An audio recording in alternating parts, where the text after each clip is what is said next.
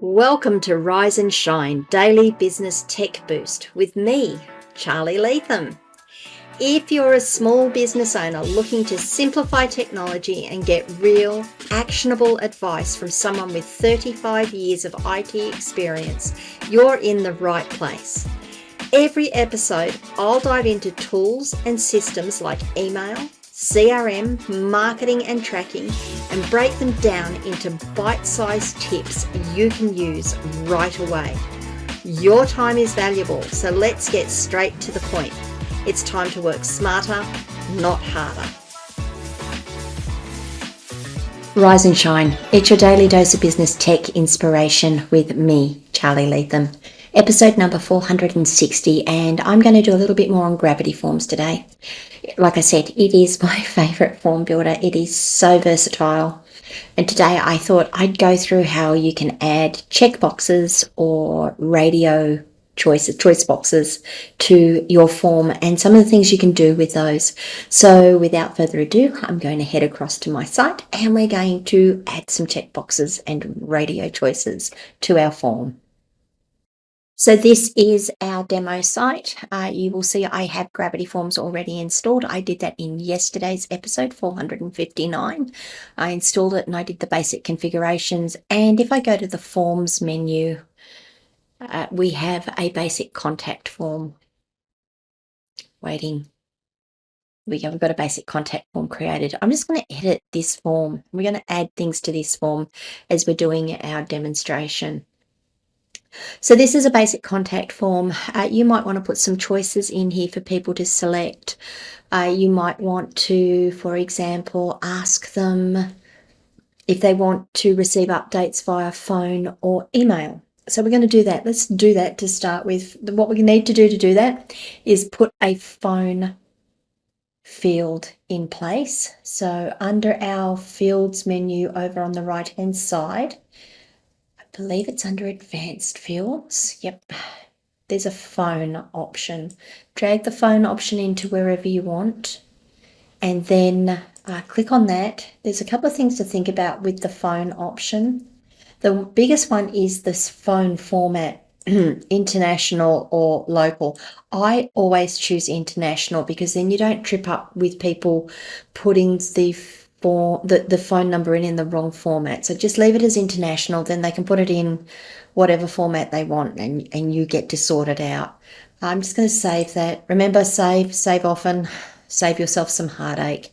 Now what we're going to do is at the bottom underneath our message, I'm going to do a couple of things.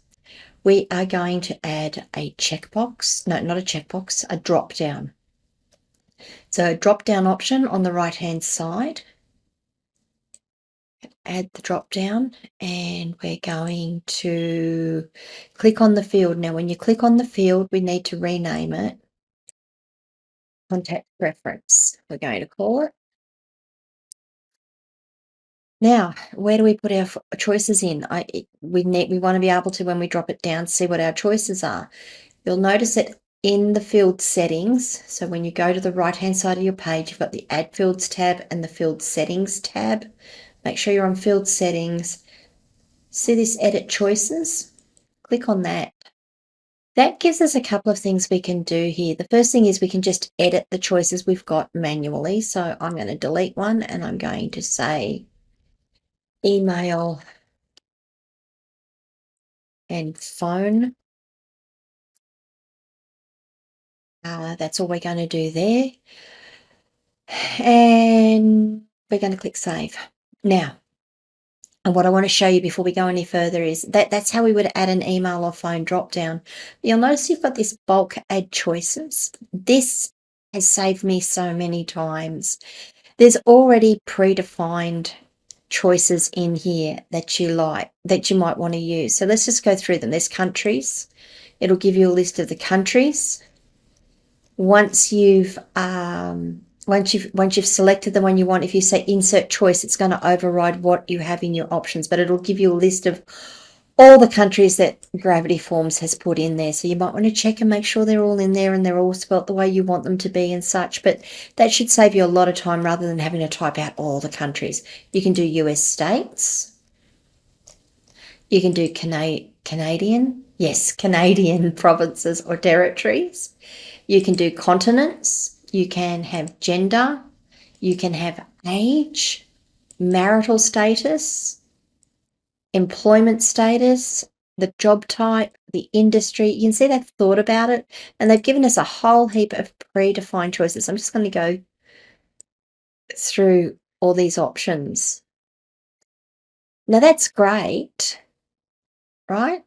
That's great, but I'm just going to go back in and now I'm going to edit that box. Oh, let's save my, okay. We're going to put phone, email. If you want to create your own, you can just type in that box, email, phone, SMS, carrier pigeon.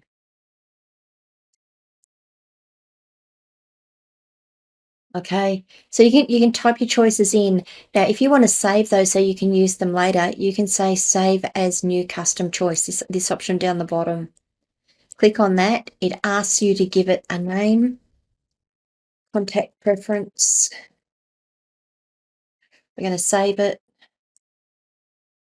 And now you'll see in your bulk defined choices, you've got custom choices, contact preference. And if I overwrite it to, oh no, I don't want that. I want my contact preferences in there. We can say insert choices and it will automatically insert it. And you see it's added in the extras for it.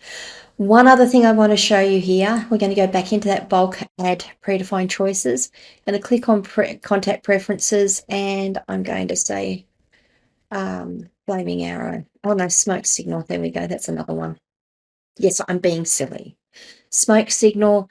Now I've added an extra option. You'll see it says save as contact preference and you've got the update option at the bottom. If I click update, that's now going to add in the changes that I've made. So insert choice and now we've got our choices in there. So that's how you do a drop down menu. I am actually going to, just for now, remove those three. Just going to have email and phone. So this is great. So now we've got our contact preference field in there. I guess one of the things that I should be showing you is how we can use conditional logic to make it easier, make the experience of interacting with this form, I know that sounds stupid, more palatable to our visitors. It strikes me as immensely silly to have a contact preference form that says, do you want us to contact you via email or phone, if they haven't entered their phone number. And you'll notice we didn't make phone required. We've made email required, but we haven't made phone required. So they can come down here, they can flick through it, they can say, no, I don't want to give you my phone number. They can send us a message and then we say contact preference. Do you prefer email or phone? But they haven't given us a phone number. They don't want to give us a phone number. So why are we giving them the option to choose phone number? So what we can do is actually decide when this field displays. And we do that using conditional logic. So make sure you've got the field that you want to set the logic on. Yes, that's correct. Selected. Come across to the field settings and come down to conditional logic. Now you'll see at the moment it says it's inactive. If we click on that, we can enable the logic. Now it's going to ask us to enter what we want it to, now it's going to ask us to put in the conditions under which this field will display. So you'll notice I've already got email address contains an @ in there. We can also, because it's required, we're going to have something. But email address is, and we can leave it blank, is not. If we leave it blank, that says if the email address is not blank. Now, why would I want to put an @ in there? Why would I want to say if the email address contains an @? Yesterday when we were talking about this, there we go. Yesterday when we were talking about this, or I was talking about this, I suggested that one very easy validation method for your email address is to make sure that it has an @ symbol in it. It's not the greatest of validation, but it is a good validation. And make sure at least that they've put in something that looks like an email address for us. So you could always do contains an @ or you could say is not, leave it blank, empty. We're going to add another field here and we're going to say if the phone number is not empty. Now, we could actually just take out the email address, okay? And we could just say, only show this field if the phone number is not empty. By doing that, what we're saying is that if this field is empty, it's not going to show this field. If the phone number is not empty, it will show the contact preference field. If it is empty, it won't show it. Click on save. Okay, we're going to close that down. Now what we're going to do is we're just going to preview this form. The preview function works perfectly well. What I want you to realize though is that it doesn't pick up the formatting from your theme when you do the preview. So don't use the preview and think, oh, that looks great, then put it on your theme or on your page and the formatting looks a bit off, because it will be off. So what we'll do is we're just going to test it.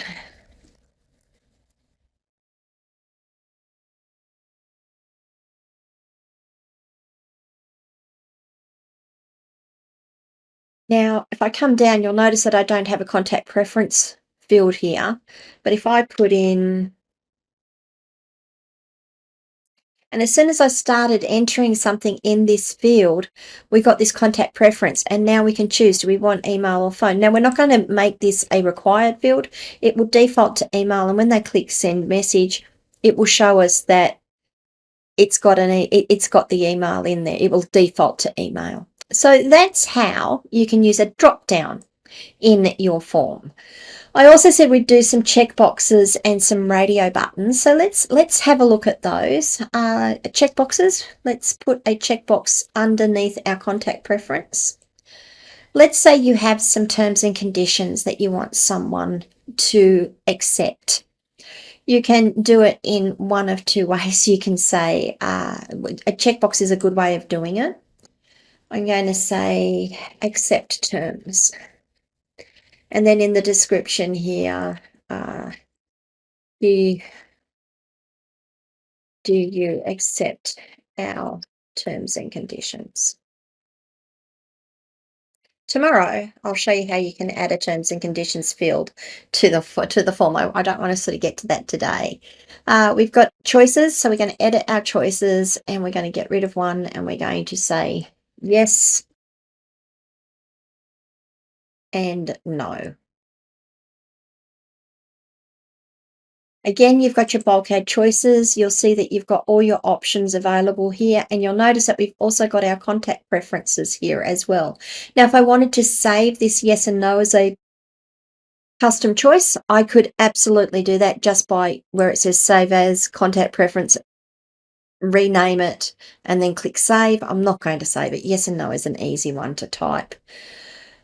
Okay, so that's our checkboxes. Do we accept the terms and conditions? Now, what you might want to do with this one is only show the send message button if the yes button is checked.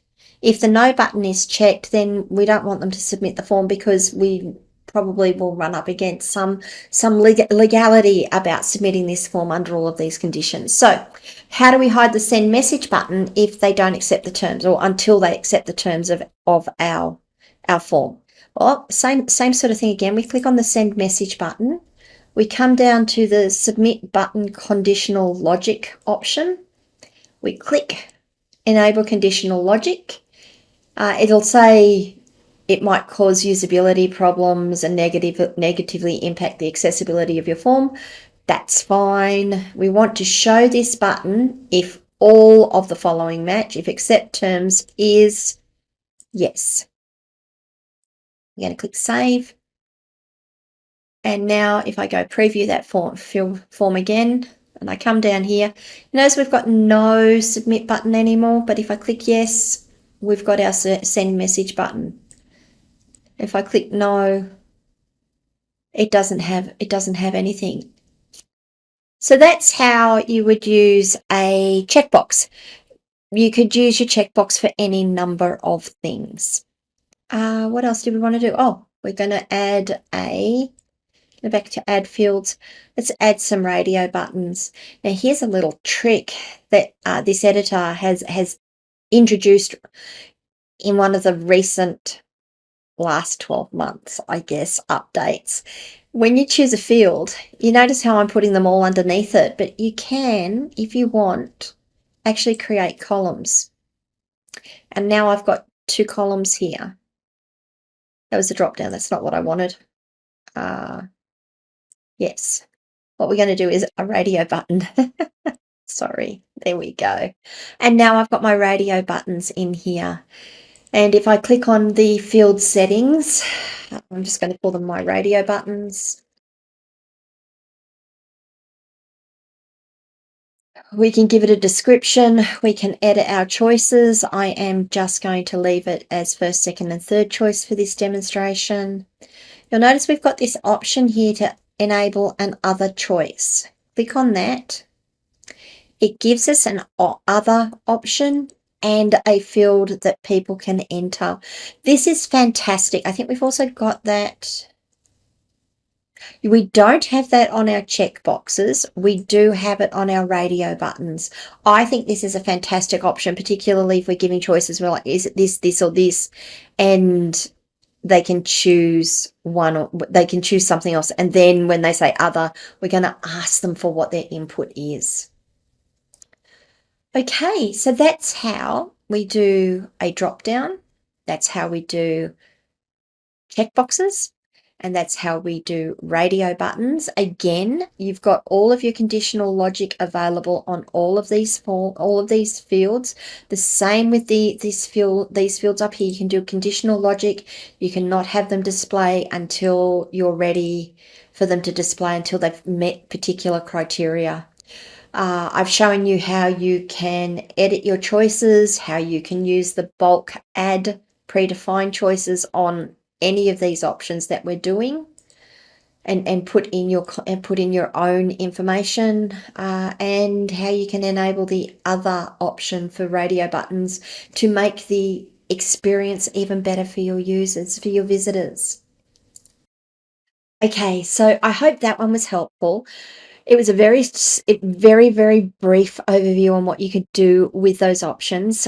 Tomorrow, what I'll do is go through how we can add a terms and conditions field to our forms, a privacy field, a privacy statement field, so that people feel like they're getting that it's trustworthy. This is all about, for me, using forms is not only about getting the information from our visitors, it's about making that experience as comfortable and as welcoming as possible for our visitors, so that we do get that information.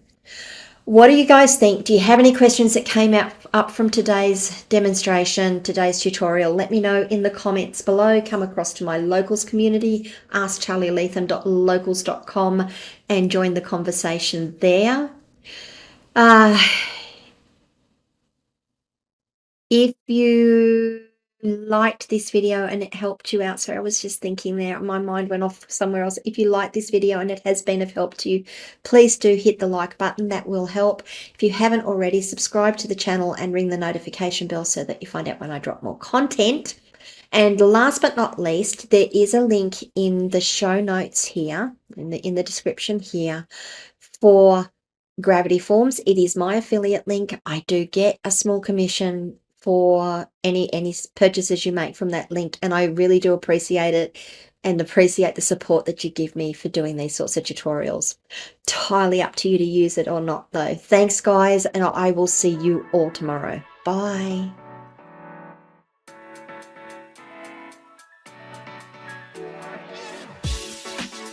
Hey there, thanks so much for tuning in to Rise and Shine, your daily business tech boost.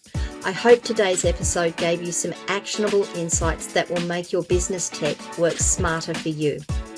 If you found value, be sure to subscribe, leave a review, and share it with other small business owners who could use a daily boost. For more tips, tools, and resources, visit www.askcharlyleetham.com. Until next time, keep rising, keep shining, and let's make tech simple together.